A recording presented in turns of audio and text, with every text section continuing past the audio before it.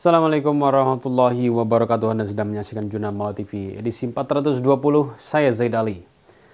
Tampaknya Amerika Serikat masih bertindak seolah-olah mampu membuli negara-negara lain dengan tekanan ekonomi agar menuruti kehendaknya.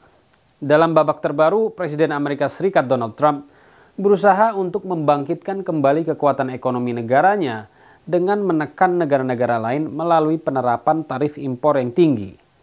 Dia berusaha menjadikan tarif impor sebagai senjata untuk memaksa negara lain tunduk pada kepentingan Amerika Serikat. Namun seperti yang akan kita buktikan, strategi ini justru mempercepat kemunduran pengaruh Amerika Serikat dan memicu perlawanan global. Donald Trump meyakini bahwa ancaman tarif impor tinggi untuk beragam komoditas dari baja hingga produk teknologi dapat memaksa negara-negara agar mematuhi agenda Amerika Serikat.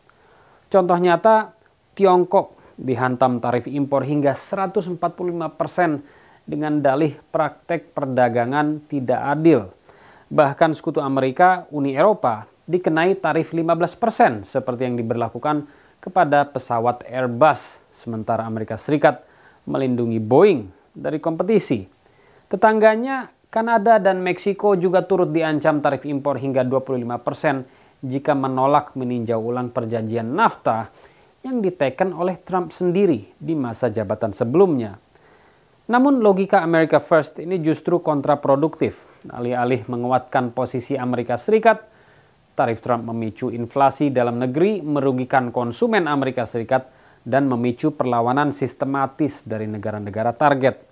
Trump gagal memahami bahwa di era multipolar, intimidasi ekonomi tidak lagi efektif. Respon negara-negara justru menunjukkan ketangguhan. Tiongkok membalas dengan tarif 125% pada produk pertanian Amerika Serikat, sekaligus mempercepat kemandirian teknologi seperti kemajuan yang dicapai oleh perusahaan seperti Huawei, teknologi 5G, dan perkembangan semikonduktor. Ekspor Tiongkok ke ASEAN dan Eropa tumbuh 18% pada 2023, mengikis ketergantungan pada Amerika Serikat. Di Uni Eropa, mereka meluncurkan Instex, sebuah sistem pembayaran alternatif di luar kendali Amerika Serikat. Mereka juga meningkatkan kerjasama pertahanan internal dengan tujuan mengurangi ketergantungan pada NATO. Kanada juga beralih ke pasar non-Amerika Serikat dengan ekspor minyak dan gas ke Asia meningkat 34% sejak 2020. Indonesia juga tidak luput dari tekanan Amerika Serikat. Pada 2020, Amerika Serikat mengancam tarif sawit Indonesia dengan tuduhan deforestasi. Namun Indonesia membuktikan bahwa perlawanan melalui diplomasi dan hukum internasional berbuah manis. Teringat pada tahun 2023 lalu, Indonesia memenangkan gugatan terhadap larangan sawit Uni Eropa, mematahkan narasi hitam Amerika dan sekutunya. Terkini, protes Amerika Serikat terhadap sistem pembayaran nasional Indonesia yaitu QRIS dan GPN yang dinilai terlalu protektif justru mengungkap ketakutan Amerika Serikat kehilangan dominasi Visa dan Mastercard. Dengan 43 juta merchant mengadopsi QRIS, Indonesia membuktikan bahwa inovasi lokal mampu saja untuk menggeser sistem keuangan barat.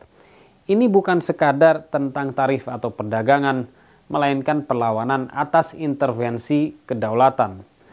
Kebijakan Trump telah memicu efek domino yang merugikan Amerika sendiri. Kini negara-negara menyadari sesuatu yang sudah sangat dipahami oleh orang-orang waras, yaitu bahwa Amerika Serikat sama sekali tidak bisa dipercaya sebagai mitra atau lawan pihak dalam perjanjian dan perundingan. Kesadaran ini mempercepat proses de-dolarisasi, yaitu meninggalkan mata uang dolar dari transaksi internasional, serta konsolidasi aliansi-aliansi yang dibentuk di luar pengaruh Amerika seperti BRICS, SCO, bahkan ASEAN.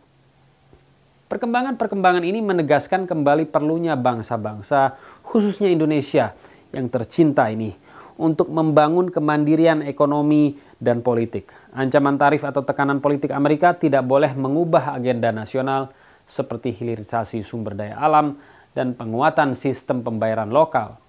Keanggotaan di BRICS adalah peluang emas untuk memperdalam kerjasama teknologi, militer, dan energi dengan Iran, Rusia, dan Tiongkok. Sementara itu, kemandirian Republik Islam Iran dalam pengembangan teknologi di bawah sanksi harus menjadi inspirasi. Indonesia perlu mengalokasikan anggaran yang lebih besar untuk riset dan pengembangan teknologi. Sebagaimana setan, dia tidak ingin jatuh sendirian ke jurang neraka. Ia ingin menyeret manusia untuk ikut bersamanya. Demikian pula setan besar Amerika Serikat, dikala ia menghadapi keruntuhan, ia tidak akan mau jatuh sendirian. Dunia harus jatuh bersamanya. Tentunya itu tidak akan terjadi. Bangsa-bangsa yang mandiri dan berdikari akan dapat menyaksikan robohnya Amerika Serikat dengan tenang dari kejauhan. Sekian dari kami, tim Jurnal Malam TV. Sampai jumpa minggu depan. Wassalamualaikum warahmatullahi wabarakatuh.